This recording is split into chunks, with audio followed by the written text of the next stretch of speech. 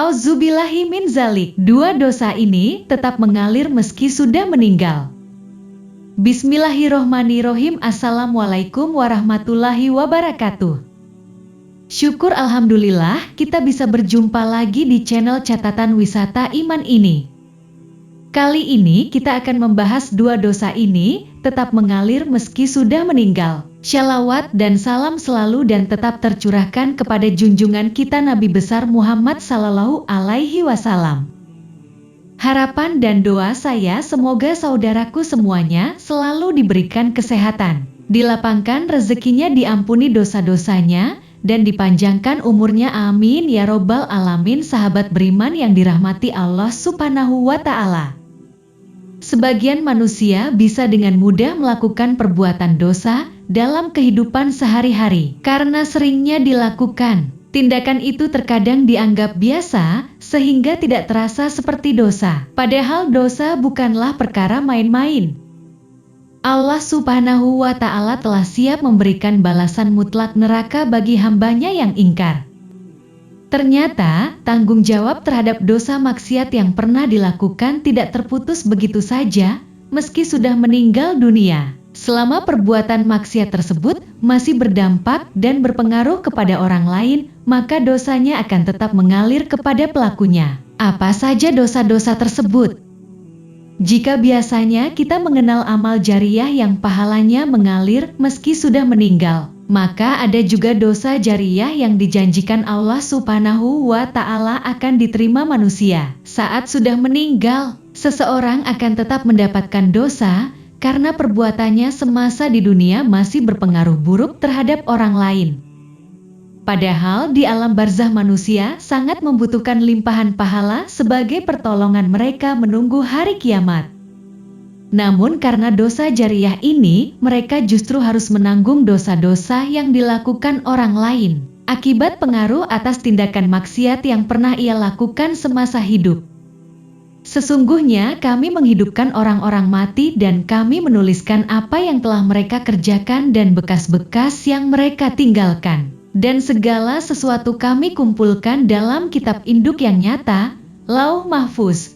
Quran Surat Yasin 12. 1. Menjadi pelopor maksiat. Pelopor merupakan orang yang pertama melakukan suatu tindakan, sehingga yang lain turut mengikuti. Pengikutnya bersedia meniru baik dengan paksaan maupun tanpa diminta sama sekali. Kondisi ini akan sangat bagus jika menjadi pelopor untuk tujuan yang baik. Namun bagaimana jika menjadi pelopor maksiat? Dalam hadis dari Jarir bin Abdillah radhiyallahu anhu, Rasulullah shallallahu alaihi wasallam bersabda, "Siapa yang mempelopori satu kebiasaan yang buruk dalam Islam, maka dia mendapatkan dosa keburukan itu. Dan dosa setiap orang yang melakukan keburukan itu karena ulahnya, tanpa dikurangi sedikit pun dosa mereka." Hadis riwayat Muslim. Orang yang menjadi pelopor ini sama sekali tidak mengajak orang di lingkungannya untuk berbuat maksiat serupa.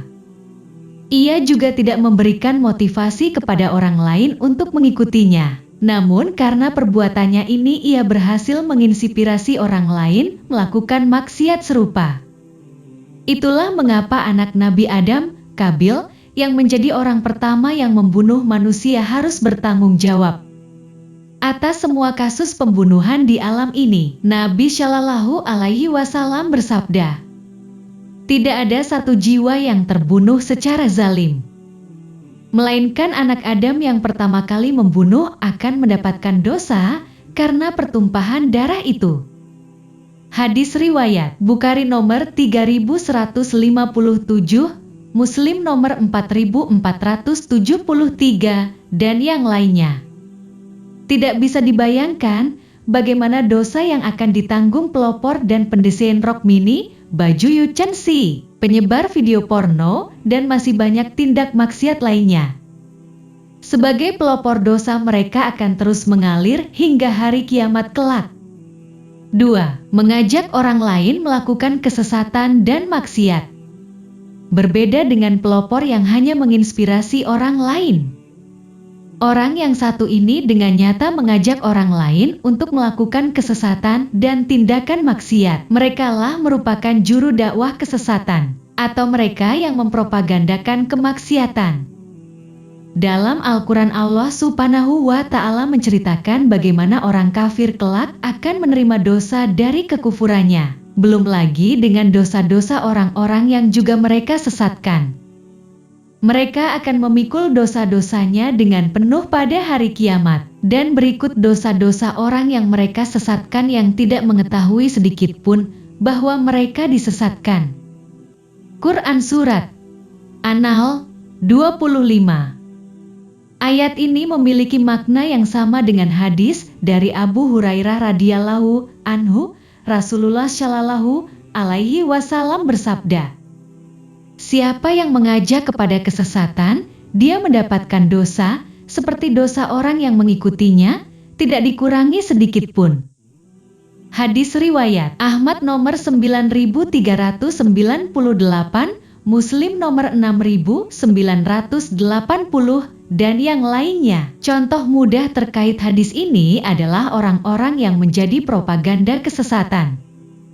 Mereka menyebarkan pemikiran-pemikiran yang menyimpang, mengajak masyarakat untuk berbuat kesyirikan dan bid'ah.